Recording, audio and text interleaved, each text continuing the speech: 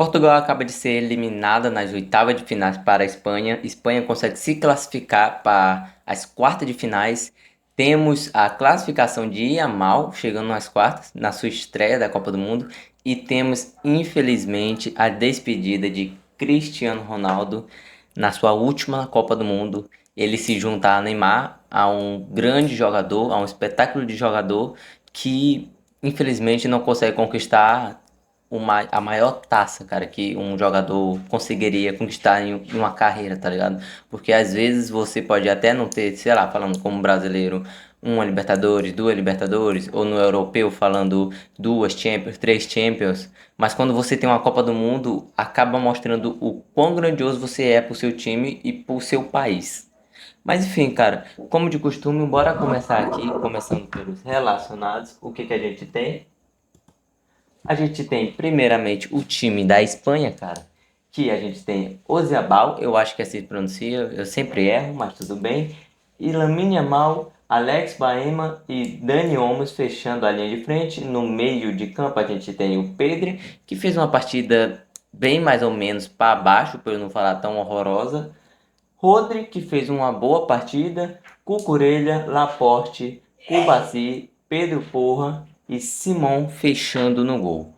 Do lado de lá do time de Portugal, o que que a gente tem? A gente tem Diogo Costa, João Cancelo, Rubem Dias, Renato Veiga, Nunes, desculpa, Vitinha, que a gente vai dar uma comentada sobre o Vitinha também, João Neves, Bruno Fernandes, João Félix voltando à titularidade, no caso no último jogo, o Rafael Leão tinha entrado para jogo.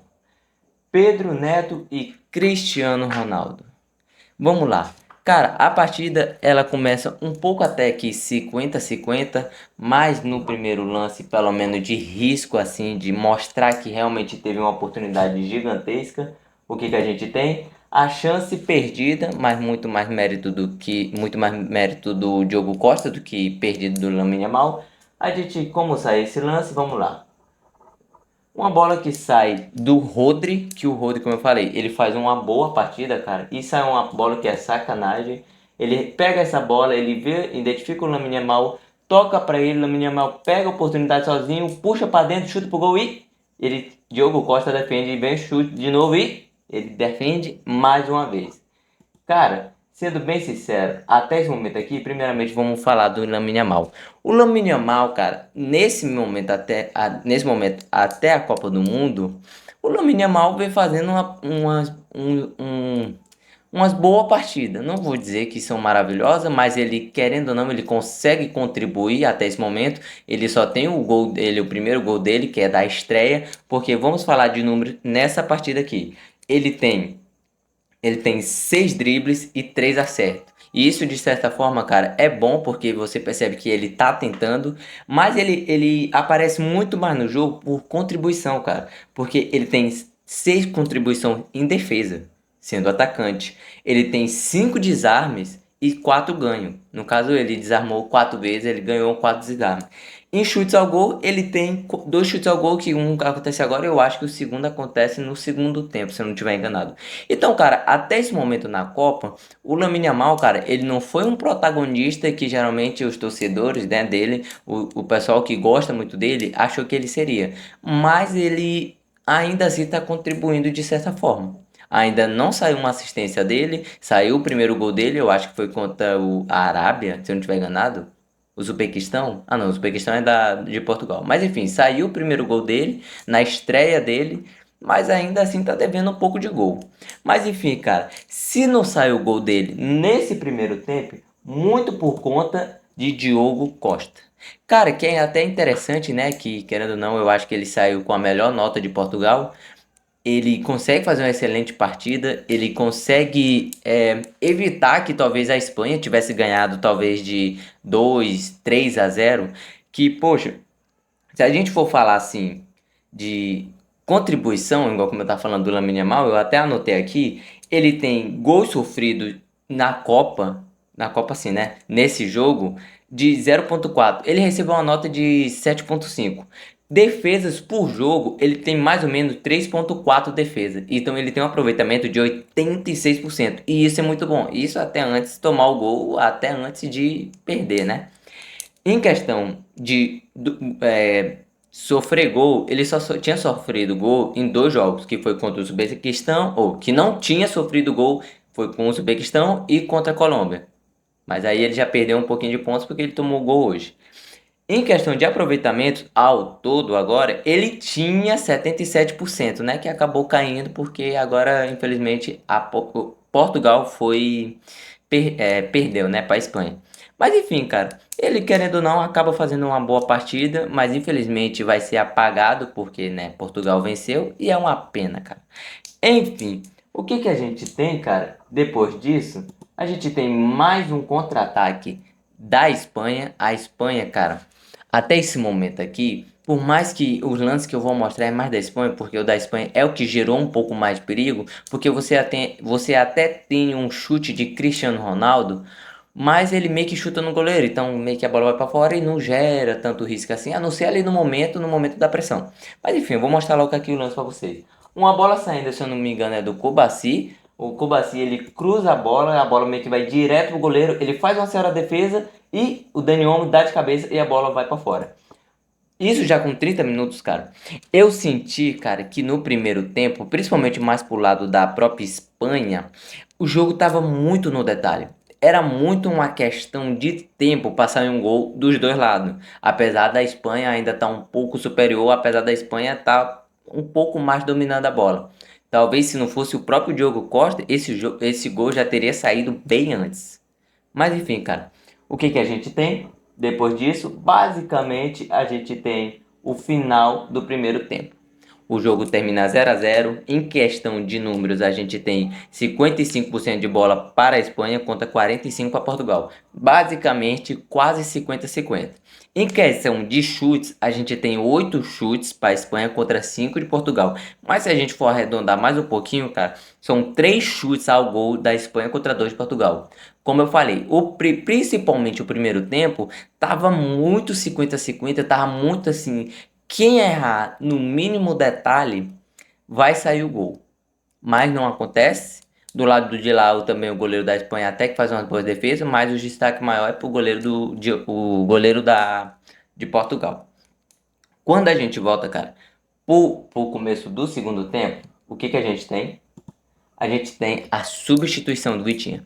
E o Vitinha aqui, cara, eu quero dar um espaço um pouquinho a mais para falar dele, porque eu tenho uma teoria, que eu posso estar totalmente errado, é claro, né? Mas eu tenho uma teoria, cara, que o Vitinha, ele tá se tornando, de certa forma, talvez vá se tornar, de certa forma, o Vinícius Júnior, quando a gente criticava ele, que ele joga muito bem no Real Madrid, mas não jogava, porque agora ele começou a jogar bem, né?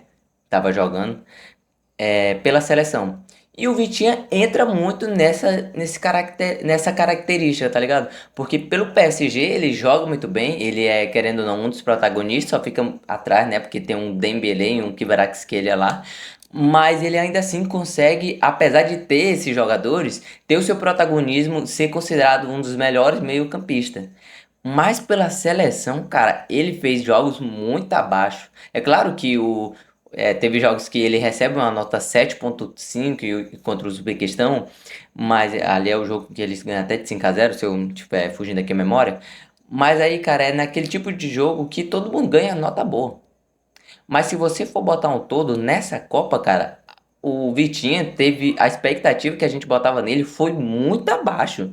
Então eu tenho muito essa teoria, cara, de realmente achar que talvez o Vitinha se torne o que a gente criticava o Vinícius Júnior, de jogar muito bem pelo Real Madrid, mas não botar isso em campo pela seleção. Talvez seja, principalmente por conta dos jogadores, falando no individual, talvez ele seja muito mais encaixado com os jogadores do PSG. Talvez no individual o Dembélé seja melhor do que vários jogadores do Portugal, que Kvaratskhelia. Talvez, cara. Mas ainda assim ficou muito abaixo da expectativa que a gente botava no Vitinho. Mas enfim, ele saiu com uma nota de 6,6. E no último jogo, se eu não estiver enganado, eu acho que ele também saiu com uma nota baixa. mas agora eu não vou recordar aqui, cara. Ele recebeu um 6.6, sendo bem sério, ele ganhou até demais. Principalmente por conta de, ele faz passe certo, às vezes, eu, se eu não me engano, ele faz 3 passes longos e ele acerta, né? Então meio que isso sobe um pouquinho a nota dele, mas sendo bem sincero, se desse um 6 pra ele, eu acharia muito mais justo do que um 6.6. Mas enfim, o que que a gente tem no lance em seguida? A gente tem o gol da Espanha, o gol do Merino.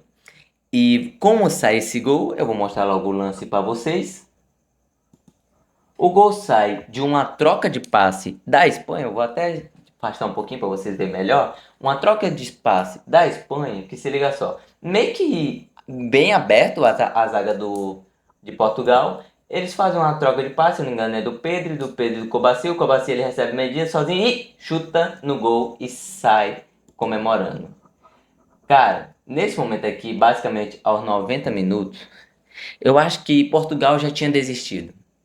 Apesar de ter tomado gol, Portugal é foda. Desculpa o xingamento, mas é foda, cara. Porque por que que o time acordou, ou pelo menos deu a entender que o time de Portugal acordou depois que tomou o gol? Isso é normal até às vezes, né? Parece que o time tá aceitando que vai por talvez pra uma prorrogação, tá ligado? Pro time acordar. E Portugal deixou pra acordar na hora que tomou o gol. Você vê que o time estava indo para cima, mas acordou na hora errada. Enfim, basicamente, cara, a partida ela termina assim. Espanha se classifica para as quartas de finais e a Mal se classifica, apesar de não ser protagonista até esse momento, né?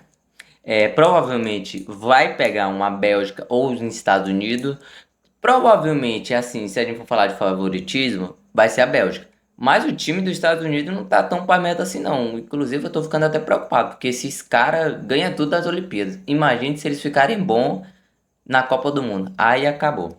Não, eu não acho que eles vão ganhar, né? Mas aí ficar com um time bom em tudo aí é foda. Mas enfim, cara. Basicamente o jogo termina assim. O favoritismo entre se for Espanha e Bélgica ainda vai ser a Espanha. Em cima de qualquer um dos dois times, Estados Unidos ou a Bélgica, eu acho que a Espanha ainda assim é favorita a ganhar. E cara, vamos lá pro Cristiano Ronaldo que eu deixei pra falar sobre ele basicamente no finalzinho. Talvez eu ainda faça um outro vídeo, não é certeza. Talvez eu faça um vídeo falando especificamente dele. Inclusive, se você quer que eu faça, cara, bote aí nos comentários. Mas vamos lá. Cristiano Ronaldo, ele acaba de finalizar, cara, a Copa do Mundo, de ter tentado, talvez, ganhar a Copa do Mundo e talvez ter igualado ao Messi. E infelizmente ele não consegue. Talvez se a gente possa até botar uma culpa no técnico, talvez. A gente pode botar a culpa nos jogadores que não estavam com tanta vontade, talvez. Mas aí, cara, a gente sempre vai ficar de forma hipotética do que poderia ter melhorado. Talvez ter tirado o Vitinha antes, ou talvez botado o Rafael Leão, que até jogou bem, tá ligado? No lugar do João Félix. Aí a gente vai entrar muito na questão hipotética do que tudo que a gente poderia mudar. Enfim. É triste, cara, o Cristiano terminar sem uma Copa? É muito triste. Principalmente, cara, isso eu falo como fã, eu sou um grande fã do Cristiano Ronaldo, tá ligado? Eu sempre admirei muito mais o esforço do que o talento. Não que eu não admire o talento do Messi, mas aí, cara, entra muito uma questão de. Fica muito difícil de defender o quão grande o Cristiano vai ser se o Messi ganhar a segunda Copa.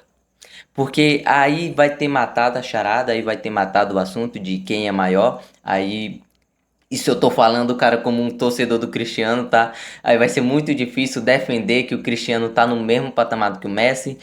E vai estar forçando muita barra. Até você, cara, que é fanático, talvez até mais fanático do que eu, vai ser muito forçação de barra você ainda botar o Messi e o Cristiano na mesma prateleira.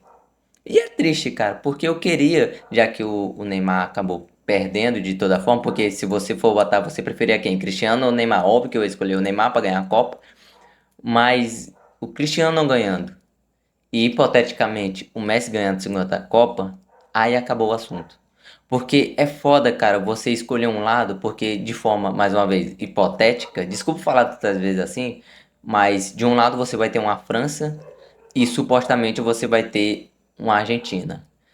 A gente não pode torcer para a Argentina, porque é óbvio o que é a Argentina, e também porque o Messi teria duas Copas, E do outro lado você tem um Mbappé, que é um monstro junto com a França, tá ligado? Que todo mundo ali é protagonista, que é inacreditável.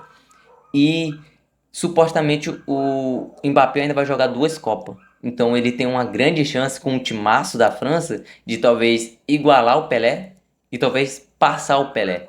E tipo assim, se ele ganhar duas Copas, se ele ganhar três Copas, automaticamente o Pelé de certa forma vai ser esquecido no sentido assim, alguém conseguiu bater a meta dele, e não só um jogador, provavelmente ainda vai ter vários jogadores, Olise, enfim, do ex, vários jogadores vão ter três Copas. E se ele ganhar uma quarta, aí acabou de que é um maior no sentido futebolístico. Vocês estão entendendo, né? No sentido futebolístico de ter mais Copa, entendeu? Porque realmente para a história do futebol o Pelé vai ser maior.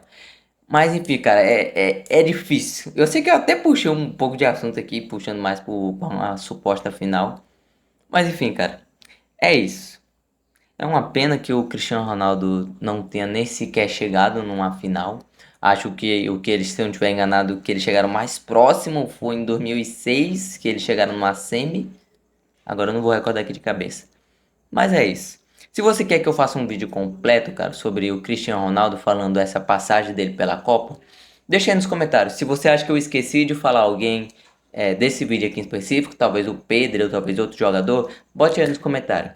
É isso, rapaziada. Deixa o like, tamo junto. É nóis. Falou.